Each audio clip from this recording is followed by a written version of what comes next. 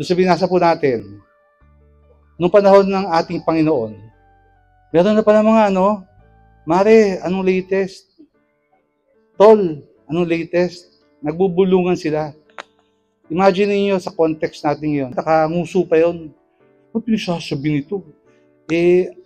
Anak ni Nana Maria at saka ni Tata Jose yan. Yung nakatira doon sa kabilang kanto, yung kapitbahay natin, paano niyo sasabihin na anak siya ng tatay? Kapitbahay na natin, lumaki sa kali natin yan eh. Doon lang sa may kabilang kanto, naglalaro sila ng mga anak namin. Paano niyo sasabihin na anak siya ng tatay na galing sa langit? Di ba yun nung kiniklaim niya? Galing ako sa langit.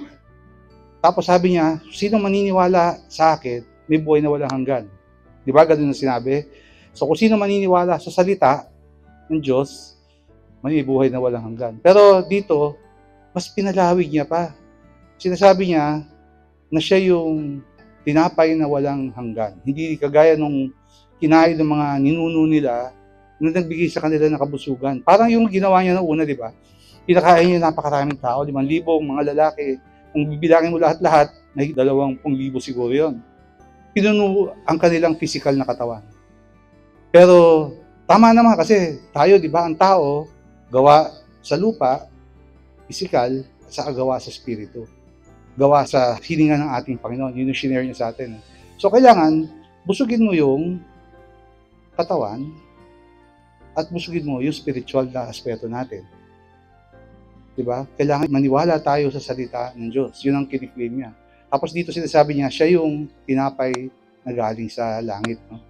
So, dahil dito, nagmusuan yung mga kababayan niya. Sino to? Ano pinagsasabi nito? Parang ganito, no? Anong gusto niya? Kakain tayo ng tao? Parang ganon. Hindi man exactly ganon sinabi nila. So kung titignan nyo rin, yung sinasabi ni Jesus, maniwala tayo sa salita ng Diyos.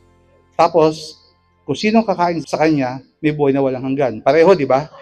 Tignan nyo yung misa na ina-attenda natin. Tignan nyo yung structure ng ating teachings itong susunod na mga buwan na to.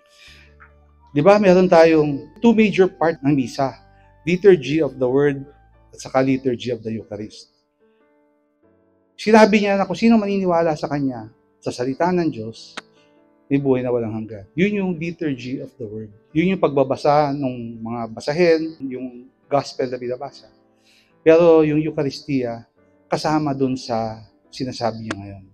At yun yung pagtanggap natin ng Kanyang katawan at dugo. Hindi pa siya umaabot dun Kasi pagdating dun sa parte na sabihin niya na kainin nyo yung katawan ko, inumin yung dugo ko, nag-alisan lahat ng mga kababayan niya. Ang natira 12. Tapos sinanong niya, kayo, hindi ba kayo aalis? Saan kami pupunta? Yung salita mo nagbibigay buhay, yun din yung pananampalataya natin, yung pinapaniwalaan natin na bibigay sa atin ng Panginoon yung buhay na walang hanggan. Maniwala tayo sa ating Panginoon, tanggapin natin siya sa Eucharistia at magsisimba tayo. Okay, good morning sa inyo.